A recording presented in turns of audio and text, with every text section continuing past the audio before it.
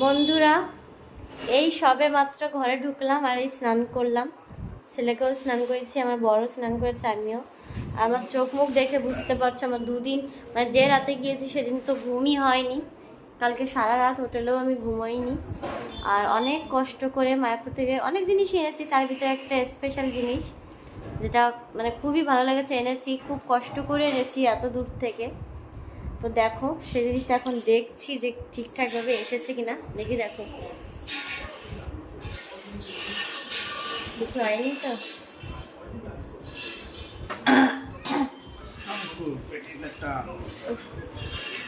তো দেখো বন্ধুরা, এই ফটো ফ্রেমটা আমি মায়াপুর থেকে স্মৃতি হিসেবে নিয়ে এসেছি।